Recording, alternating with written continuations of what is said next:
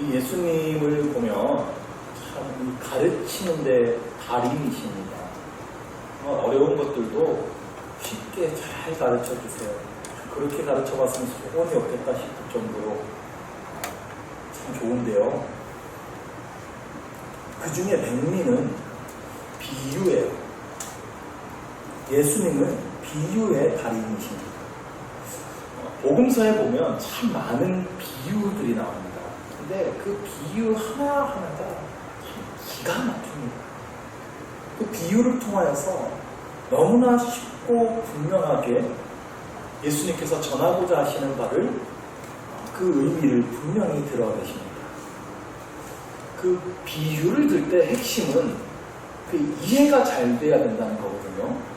그 비유를 했는데 더 어려워지는 경우도 있어요. 그럼 비유를 잘못하는 거죠. 이 예수님의 비유는 당시 사람들의 삶하고 참 가깝게 맞닿아 있었습니다. 주로 양을 치며 사는 사람들을 위해서 목자와 양의 비유를 하시고요. 농사 지으며 사는 사람들을 위해서 씨 뿌리는 비유를 하십니다. 어부들을 위해서 물고기와 금을 비유를 하시고요. 일용직으로 일하는 사람들을 위해서 포도원 품꾼의 비유를 하십니다. 그러니까 이 모든 비유들이 당시 사람들이 살아가던 삶의 모습들과 다 가까이 맞닿아 있는 비유들이기 때문에 누구나 이해할 수 있는 비유들을 다 하셨어요. 그런데 그 안에 들어있는 뜻은 아주 깊습니다.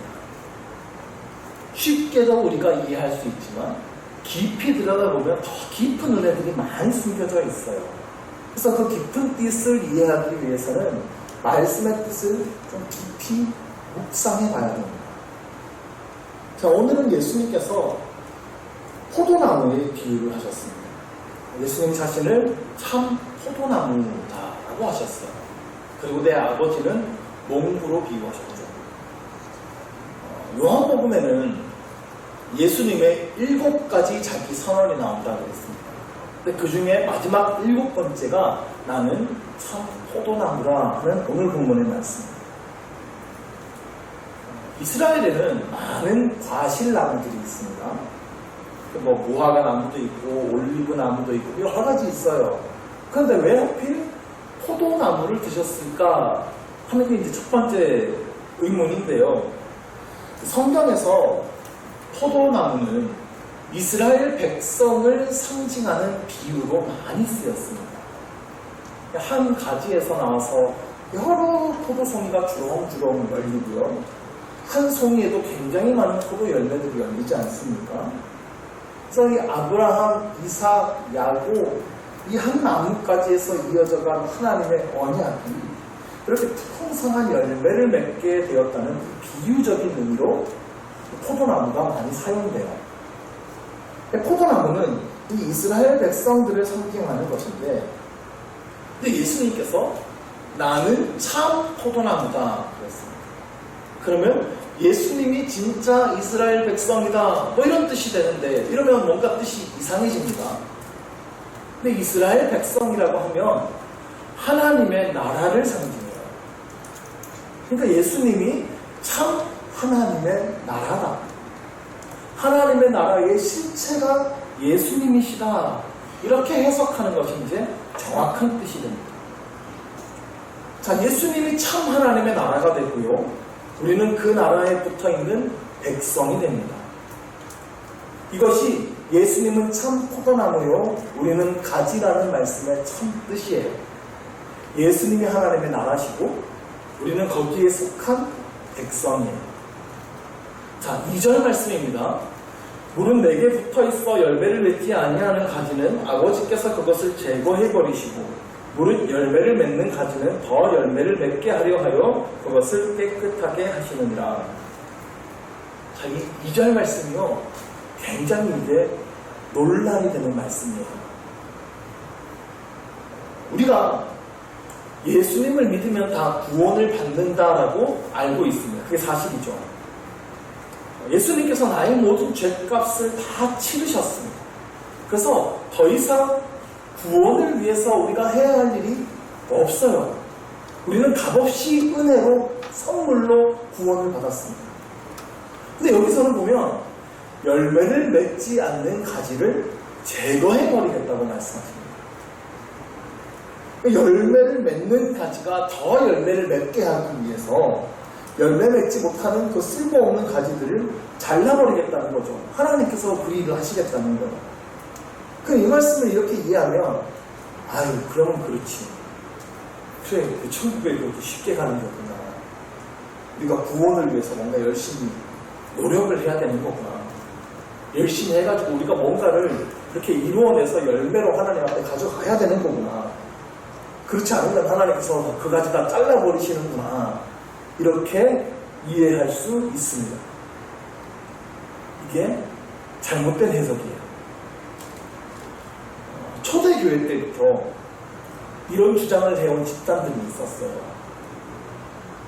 우리 구원이 예수님의 십자가에서 다 완성된 게 아니고 우리가 뭔가를 더 해야 된다. 이루어 나가야 우리가 구원받을 수 있다. 이런 주장을 한 우리들이 전부 이단으로 판명됐습니다. 지금도 상당수의 이단들이 이런 주장을 해요. 교인들 겁박하기 좋거든요. 여러분들 아직 구원받은 거 아닙니다.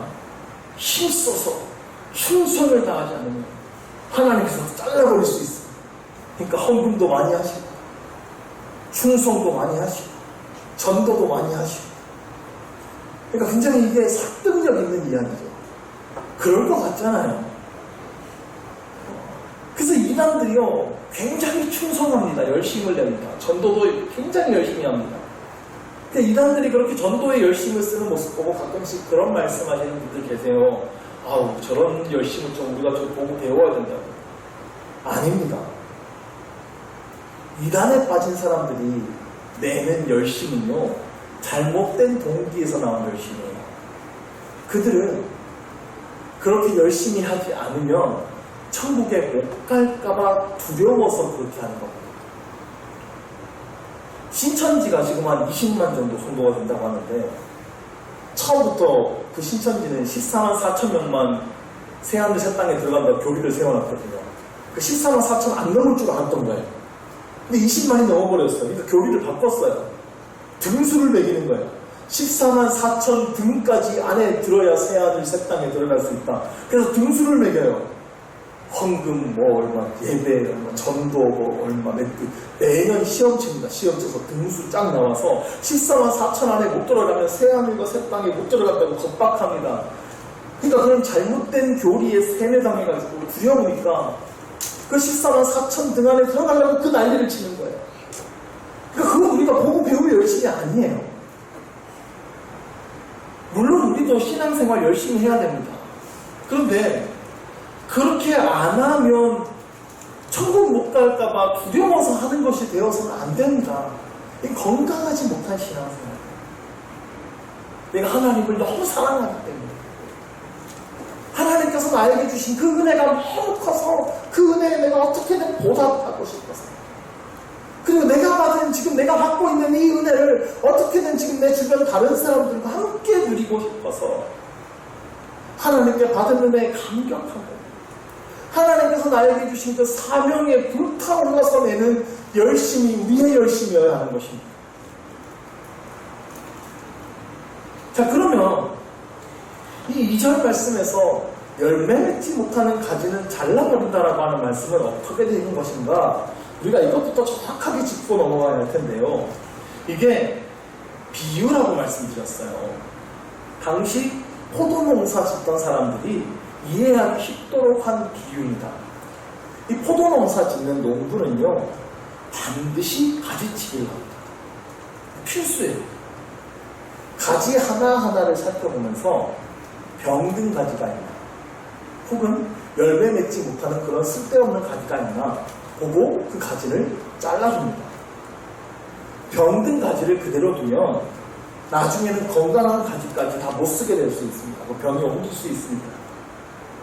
자, 열매 맺지 못하는 가지를 그냥 두면 건강한 가지에 가야 될 영양분을 쓸데없이 거기에 빼앗기기 때문에 그 가지를 다 쳐줍니다. 그래야 가지에 열매가 더 많이 맺혀요.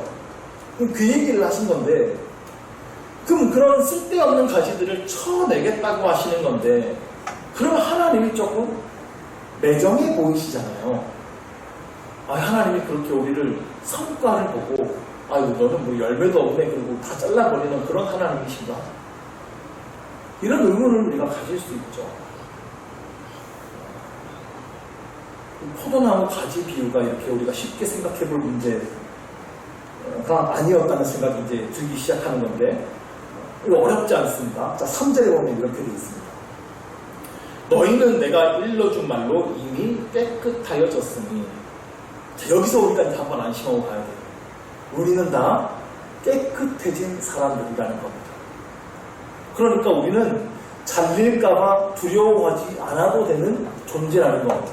믿으십니까? 약간 안 깨끗한 것 같으세요? 그 누가 잘림 당하는 가지인가? 깨끗하지 못한 가지겠죠. 그럼 깨끗하지 못한 사람은 누구인가? 자, 예수님께서 제자들의 발을 씻겨주실 때 일입니다. 13장에 나왔었죠. 베드로는 예수님 안 됩니다. 어떻게 제 발을 씻기십니까? 거절했어요. 그러자 예수님께서 아니다. 내가 너를 씻어주지 않으면 너는 나와 상관이 없다. 그러니까 베드로가 예수님 그러면 제 온몸을 다 씻겨주십시오. 그러지 않습니까? 그때 예수님께서 하신 말씀이 있어요. 13장 10절에 예수께서 이르시되 이미 목욕한 자는 발밖에 씻을 필요가 없느니라. 온몸이 깨끗하니라. 너희가 깨끗하나 다는 아니니라 하시니. 예수님께서는 여기서도 제자들을 향해서 너희가 다 깨끗하다는 말씀하셨습니다. 이미 목욕을 다 했다고 말씀하셨어요. 이것은 예수님의 보혈로 인하여서 모든 죄가 다 용서받은 것을 의미한다고 말씀드렸죠. 그러므로 우리는 다 깨끗한 겁니다. 그리고 제자들은 지금 예수님과 함께 거하고 있어요. 예수님 안에 있는 가지들이에요. 그런데 예수님께서 다는 아니라고 말씀하셨어요. 이게 누구예요? 가룟 유다잖아요. 이때 새벽식을 할 때 가룟 유다도 있었어요. 예수님과 함께 있었지만 예수님을 믿지 않았던 사람, 결국에 예수님을 배신하고 스스로 목숨을 끊어버린 사람입니다. 그는 죄사함을 받지 못한 사람, 깨끗하지 못한 사람입니다.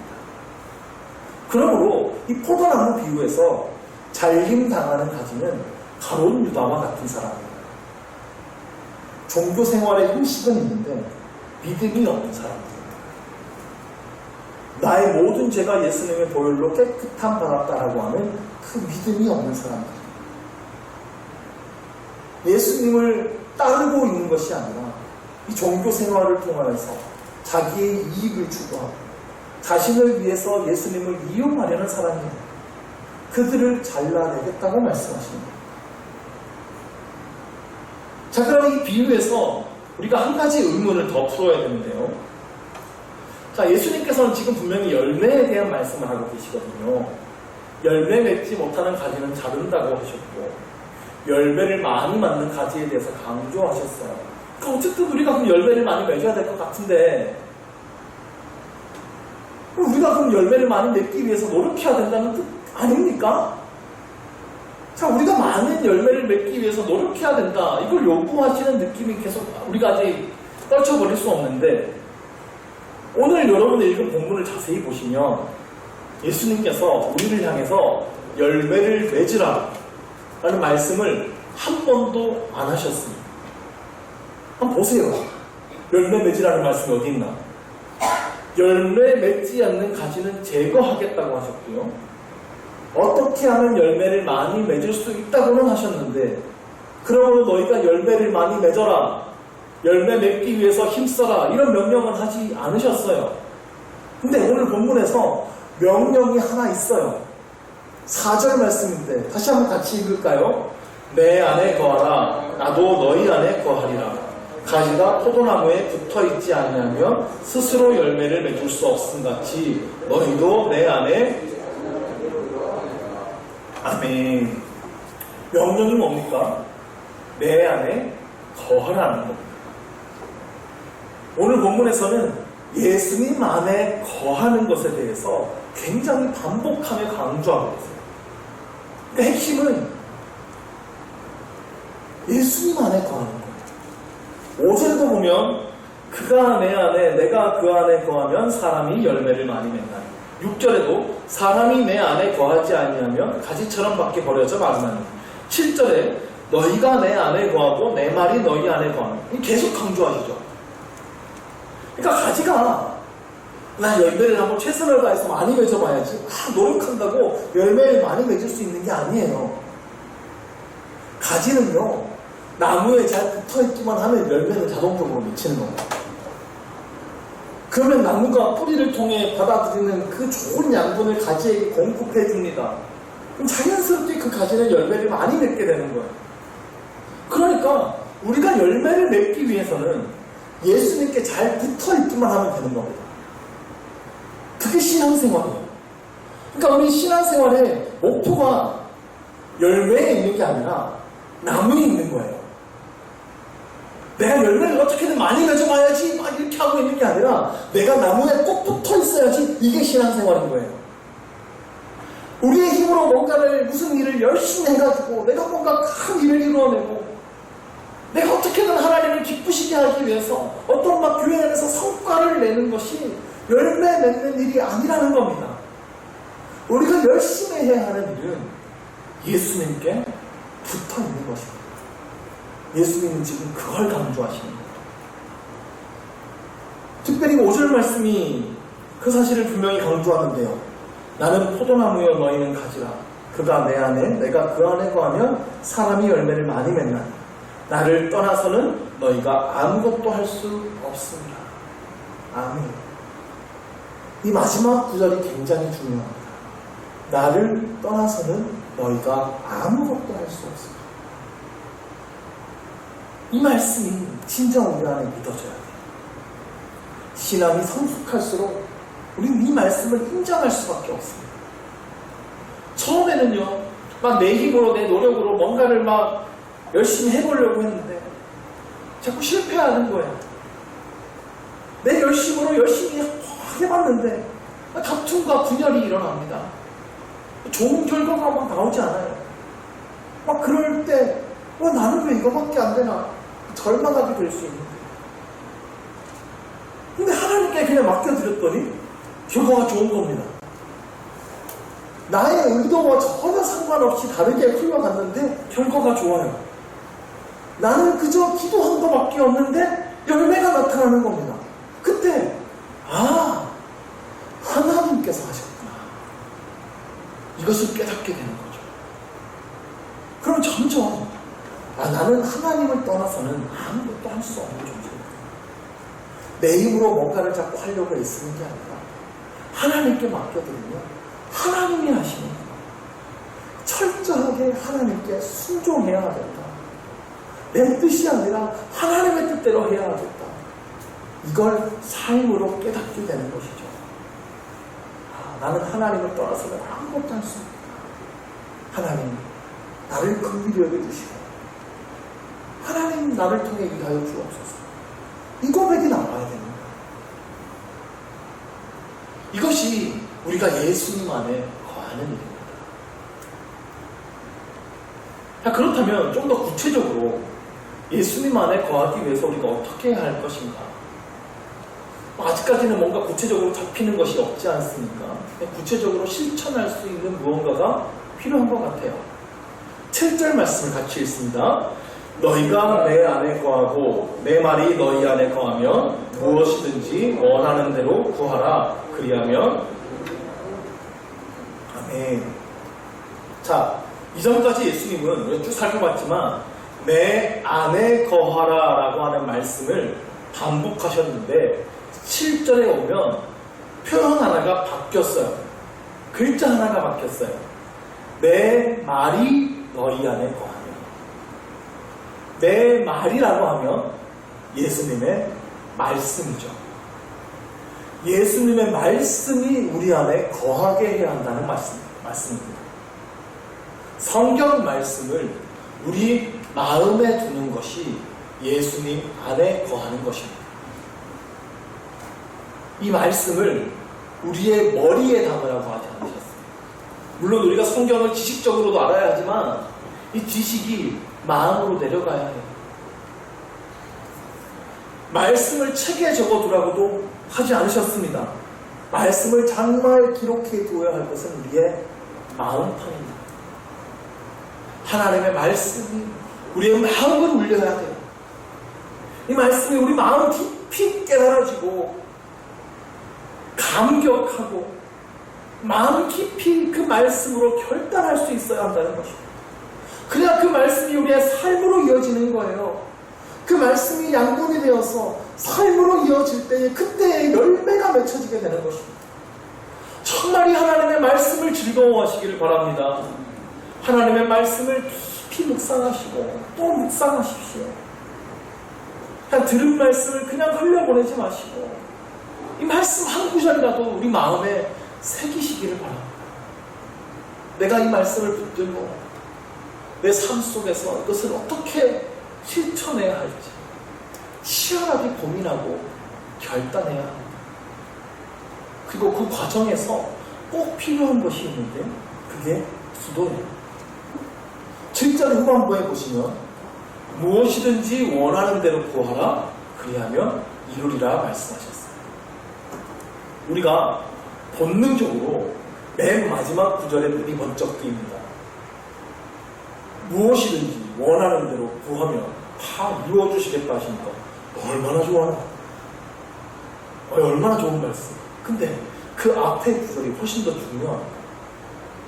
하나님의 말씀이 우리 안에 거하는 것이 이 말씀의 조건이에요. 그래서 우리 하나님의 말씀을요 정말 깊이 묵상해 보십시오. 그러면요 그 말씀을 통해서 수많은 기도 제목들이 생깁니다. 이 말씀을 지키지 못했던 내 모습에 후회가 되고 회개하게 되고 여전히 그 말씀을 지키지 못하는 내 모습에 가슴 아파하게 됩니다. 앞으로는 내가 정말 이 말씀대로 살아가고 싶다는 열망도 생깁니다. 그래서 그 모든 기도 제목을 가지고 하나님 앞에 간절히 기도하는 겁니다. 하나님 정말 내가 하나님의 말씀하신 대로 살아가기를 원합니다. 나를 그렇게 변화시켜 주옵소서. 내가 이 말씀대로 살아갈 수 있도록 붙들어 주옵소서. 이 모든 기도에 하나님께서 응답하여 주신다는 것입니다. 이 말씀은 그런 뜻이에요. 그 기도의 응답으로 열리는 것이 바로 열매예요. 오늘 성경에서 말하는 열매는 바로 그것입니다. 성경에 여러 가지 종류의 열매가 나오거든요. 마태복음 3장에 가면 세례 요한이 회개의 열매를 맺으라고 외칩니다. 정말 회개했으면 변화된 삶의 모습이 있어야 된다는 거예요. 갈라디아서 5장에 가면 우리가 잘 아는 성령의 9가지 열매가 나옵니다. 사랑과 희락과 합감과 오래 참음과 자비와 양성과 충성과 온유와 절제. 그 성령의 9가지 열매라고 하는데 제가 이것을 주일 날예배 때 한번 말씀드린 적이 있죠. 성령의 열매라고 할 때 열매가 단수로 쓰였다고 그랬습니다. 그러니까 9가지면 복수로 쓰여야 되는데 이건 단수예요. 그 무슨 의미냐면 성령의 열매 한 가지에 9가지 특성이 있는 거라 그랬습니다. 그러니까 9가지 열매가 맺히는 게 아니라 한 성령의 열매라는 것에 9가지 특징이 있다는 거예요. 근데 그 특징을 보세요. 사랑과 희락과 화평과 오래 참음과 자비와 양성과 충성과 온유와 절제. 전부 우리의 인격과 성품에 대한 이야기라고 했죠. 근데 이 모든 인격과 성품이 누구의 성품입니까? 한 사람, 예수 그리스도의 성품. 결국 성령의 9가지 열매는 예수님의 9가지 성품을 말씀하는 거예요. 성령께서 우리 마음에 오시면 예수님의 성품을 닮아가게 하는 열매를 맺게 하는데 그 예수님의 성품에는 9가지 특성이 있다는 거예요. 그러니까 성령의 9가지 열매 중에서 나는 이게 제일 좋아, 이거만 맺으면 돼. 이게 아니라는 거예요. 이건 예수님을 닮아가는 우리의 인격과 성품에 대한 이야기입니다. 에베소서 5장 9절에 보면 빛의 열매라는 것이 나옵니다. 여기서 빛의 열매는 모든 착함과 의로움과 진실함에 있습니다. 착함과 의로움과 진실함이 빛의 열매. 그럼 빛의 열매 역시 성품에 관련된 것이죠. 이건 역시 예수님의 성품입니다. 그럼 결국 열매라고 하는 것은 전부 다 그가 예수님을 얼마나 닮아가는가. 예수님을 닮은 성품이 그의 성품에서 얼마나 나타났는가 하는 게 열매예요. 예수님을 믿는 우리는 예수님의 인격을 닮아가야 하는 것입니다. 나의 인격에서 예수님의 인격이 나타나야 돼요. 나는 예수님 오래 믿어왔는데 난 원래 성질이 더러워. 나는 그 사람이고 원래 이래. 난 원래 참을성이 없어. 난 원래 할 말 다 해야 되는 사람. 난 근데 뒤끝은 없어. 당당하게 얘기하는 사람들이 잘못된 거예요. 예수님을 오래 믿었으면 우리의 성품이 예수님을 닮아서 변화돼야 되는 겁니다. 예수 믿는 세월이 길면 길수록 우리가 신앙생활을 한 해, 두 해 하면 할수록 나의 옛자아는 점점 죽어져야 되는 겁니다. 우리가 정말 가지로서 그 포도나무 대신 예수님께 붙어 있는다면 그 나무를 닮아가게 돼 있어요. 그 가지는요. 예수님이 우리 안에 계시기 때문에 이게 자연스러운 일이에요. 아니 예수님이 내 안에 계시고 내가 예수님 안에 있는데 내가 변하지 않고 그대로라면 그게 이상한 거 아니에요? 그거보다 놀라운 기적이 어디 있습니까? 변해야 당연한 거예요. 근데 내가 변하지 않았다면 내가 예수님께 붙어있지 않은 것은 아닌가? 우리가 의심해 보아야 하는 것이죠. 우리가 정말 예수님 안에 거하기 힘씁니다. 더 구체적으로 말씀과 기도에 힘쓴다면 그의 인격은 변화가 되어 있는 것입니다. 말씀을 통해 깨달은 그 진리가 기도를 통해 나의 삶과 인격이 되게 해요. 그게 올바른 신앙생활, 예수님 안에 거하는 삶입니다. 마지막으로 또 한 가지 열매가 있어요. 로마서 1장에 보면 사도 바울이 이런 말을 합니다. 형제들아, 내가 여러 번 너희에게 가고자 하는 것을 너희가 모르기를 원하지 아니하노니 이는 너희 중에서도 다른 이방인 중에서와 같이 열매를 맺게 하려 하려되 지금까지 길이 막혔도다. 여기서 사도 바울이 열매라는 표현을 쓰는데 이 열매는 전도의 열매입니다. 사도 바울은 여러 곳에서 전도를 통해 영혼의 결실을 맺는 것을 열매라고 표현했어요. 전도는 우리가 맺어야 될 아주 중요한 열매입니다. 사도 바울은 자신을 복음의 빚진 자라고 표현합니다. 다른 말로 하면 내가 하나님께 빚을 졌다는 거예요. 무슨 빚을 졌습니까? 죽을 수밖에 없는 죄인이요. 하나님께서 독생자 예수 그리스도의 피로 우리 죄값을 지불하셨어요. 예수님의 피값을 빚졌습니다. 그 피값을 어떻게 갚습니까? 또 다른 영혼을 구원하는 일로 갚는다. 생명은 생명으로 갚는다. 하나님의 평생 소원이 무엇입니까? 모든 민족이 구원을 받는 거예요. 모든 사람들이 하나님을 알고 하나님께로 돌아오는 것이 하나님의 간절한 소원. 내가 예수를 믿고 구원을 받았다면, 내가 하나님의 자녀가 되었다면, 예수 믿는 것이 이렇게 좋고 아름답고 풍성한 그 은혜를 내가 지금 누리고 있다면 이 놀라운 은혜를 어떻게 나 혼자 간직할 수 있겠습니까? 사람들에게 전도할 수밖에 없는 것이죠. 하나님 앞에서 내가 교회에 드나든 횟수가 얼마나 되었는가, 이거 그렇게 중요하지 않습니다.